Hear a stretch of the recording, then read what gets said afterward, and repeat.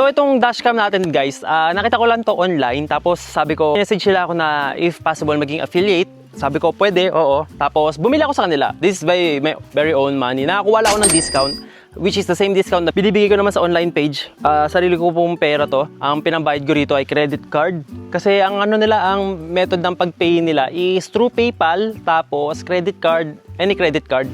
And ayun, nakuha ko na to. Nakuha ko to for like 12,500 ata. Basta mga 189 euro ata. Ay, sorry, US dollar.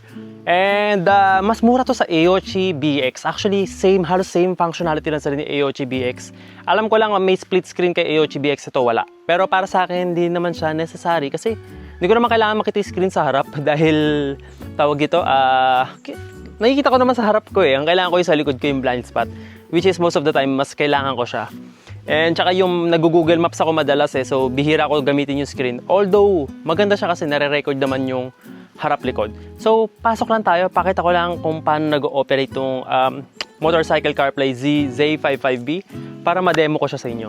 So, una guys, pag binuksan mo na actually yung motor mo, bubukas na rin siya in like 5 seconds. Ayan, binuksan ko yung motor ko, milaw siya ron, ilaw rin yan like in 5 seconds lang. Ayan na, CPMC. So, ito makikita nyo kaagad sa screen natin na i-zoom ko lang ng onte. Medyo nag-aano kasi sa liwanag eh. So makikita nyo sa unang bunga ng screen nyo yung speedometer nyo, tapos meron dito yung navigation, north, south, east, and west. Nyo rito yung PSI ng gulong nyo. Dito lang ako nagkakaproblema kasi hindi ko pa binabasa yung manual. Yung harap ko 27.5, yung likod ko hindi ko pa siya maayos eh. Pag inaano ko yung bind rear wheel niya, well, dapat may mag-a-appear dito. So hindi ko pa siya naayos, pero ako kasi wala rin talagang hindi ko kailangan. Dahil every week naghahangin naman ako ng gulong, whether meron man to or wala. So para sa akin hindi ko kailangan to. And then, makikita nyo sa baba, meron ditong mobile screen. Pag pinindot mo yung mobile screen, ito yon, yung homepage mo actually. Yung homepage ang makikita mo rito. Ito, yan. Ito yung mobile screen mo. Swipe mo lang yan. Andito yung mga apps, ChatGPT, Google Maps. So, bali guys, may tatlo kayong navigation dito. Google Maps, tapos yung mismo sa apps, yung navigation maps niya. Pangatlo, Waze. Pero ako, Google Maps talaga ako. Ever since. Yan, so yun lang yon. And then, balik tayo sa kanina. Makikita nyo rito yung recorder. Yung recorder, yan, nag-record siya. Actually, pag binuksan mo yung motor mo, automatically nag-record na siya. And ito yung sa mic, ito yung audio niya. Maririnig mo yung audio. Pag pinindot mo to, screen capture ng picture. Tapos settings, ito yung mga settings niya, video duration. Sa video duration, naka every 1 minute lang ako. So, nagko-copy siya ng 1 minute, after nun makakat, and then kukuha siya ng panibagong another video. Para sa akin, mas okay na yung 1 minute kaysa sa 3 minutes. Tapos sa recording settings, wala to. I-flip mo lang yung image. Tapos sentinel mode, naka-park ka. Nag-record pa rin siya pero hindi ko na siya ginagamit. Kasi may GPS naman tayo eh. Para if ever man may kumuha ng motor natin, makukuha natin. Actually guys, mali ako. Yung sentinel mode, ibig sabihin nito, pag inon mo siya at may gumalaw sa motor mo or may sumagi, automatically mag-record kagad siya. So magandang safety features to.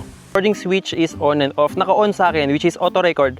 Pag binuksan mo yung motor mo, automatically magre-record. Format SD card, alam nyo na yan, format SD card. Radar setting. Ito yung actually may radar na hindi ko na kinuha. Pero akala ko kasi hindi kakasya sa motor ko, so hindi ko siya kinuha. Pero recommended ko if kukuha kayo ng bundle nito, kunin nyo na yung radar para nag-notify dito. Iilaw yun dito eh, tsaka dito eh. Kung may dadaan sa likod, ay sa kaliwa mo or sa kanan. Tapos ito yung settings natin, may instruments, ayan, yung tire pressure setting, audio setting, GPS, time format, wala mga problema dyan, time zone, language, syempre English. Speed unit, kilometer per hour, syempre Pilipino. About this device, ito yung mga ano lang natin, info. Hindi ko mapakita sa screen kasi info nung dashcam ko yun. Pakita ko lang pala dito, guys. Nung binagawa ko to, tinanong sa akin nung gumagawa kung gusto ko raw ba ikabit to.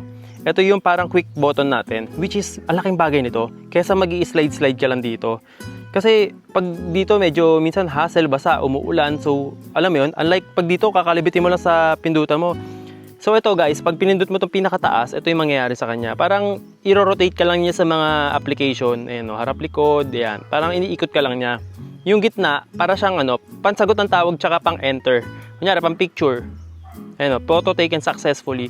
Para siyang screenshot. Pinakababa, pag pupunta ka sa Google Maps, home. Isa pa. Ayan. Ayan, so parang quick access siya sa mapa. Kunyari to, Ye's Pizza. Navigate ulit tayo.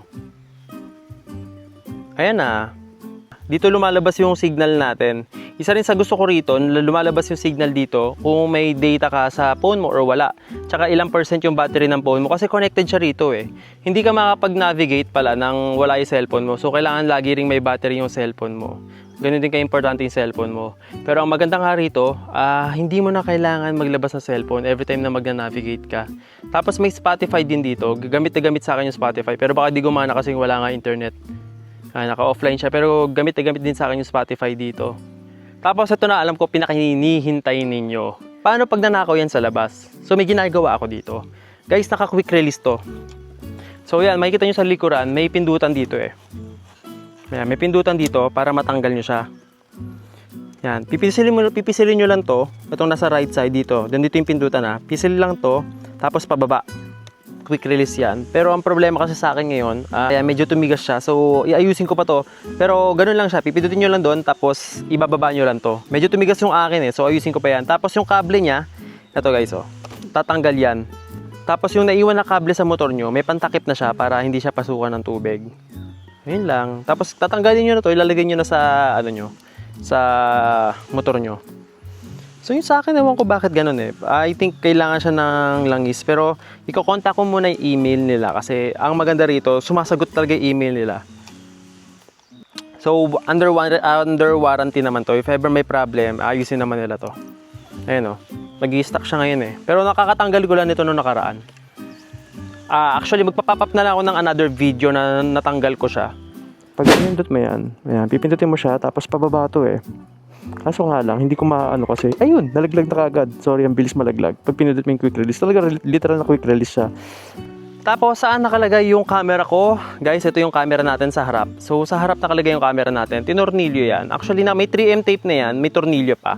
Kasi daw, baka daw matanggal pag 3M tape lang. Tsaka maalog pag 3M tape lang. Ayan, ito naman yung sa likod. Ayan siya. Diyan siya kinabit sa ibabaw. So yun nga, para sa akin napakalaking bagay nito kasi guys, pag nagna-navigate talaga ako, halos ito na lang, hindi na ako naglalabas ng phone, nakatago yung phone ko. Takot pa naman ako manakaw yung phone ko. Tsaka hindi lang sa manakaw kasi nasira na yung phone ko, yung Samsung S23 Ultra yun na hindi pipitsugin phone.